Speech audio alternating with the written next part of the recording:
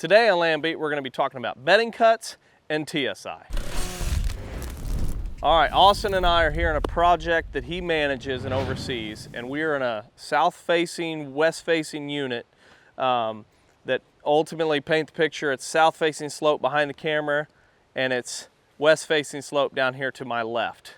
And Austin, correct me on the order of procedure here, but we did a bedding cut 2 years ago, and a TSI crew came in here last summer. And so we have kind of two different phases, which is a order of procedure that we would normally recommend. Do your bedding cuts first, then followed up with TSI. Correct, that's exactly how we did it. And so we opened the canopy in basically one big half acre and put a lot of debris on the ground to encourage deer bedding. Have you guys seen a correlation when you're hunting the field up here? A lot of deer, we jumped a deer when we came down here, but a lot of deer coming from the bedding cuts. Yeah, 100%. They're using it. And so then you say, okay, well, I have this debate a lot of times with guys when we're trying to weigh out and they're new to it, going, if that is so powerful for deer bedding, why don't I just make the whole area look like that? And in reality, that's a huge workload. Right. And could take a lot of time. And then it's not very aesthetically pleasing if you're into aesthetics. It kind of looks like a bomb went off or a tornado touchdown. And so it would be not the prettiest. It would certainly lower the timber value. And it would also mean that now deer aren't just bedded in a half acre or right around it. So we have a 1 acre identified bedding, but now it's 15 acres. And that gets a lot harder at pinpointing where deer are coming from or how to hunt them. Right. And so in this case, we've got the bedding cut, but we want to improve it, and that's where we talk about just general timber stand improvement.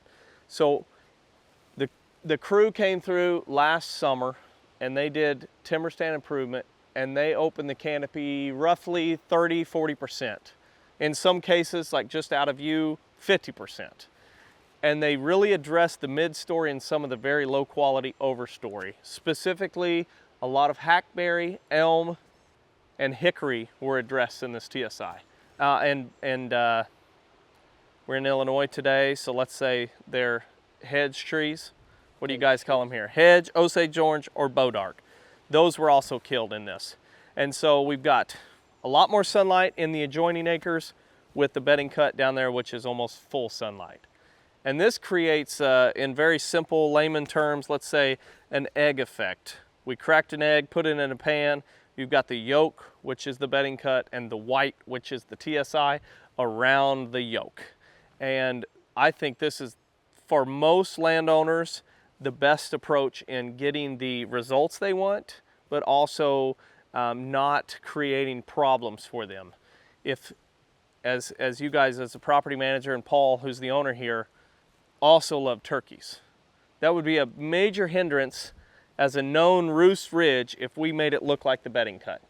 Right. Turkeys would no longer use this area. So weighing out what type of TSI is important.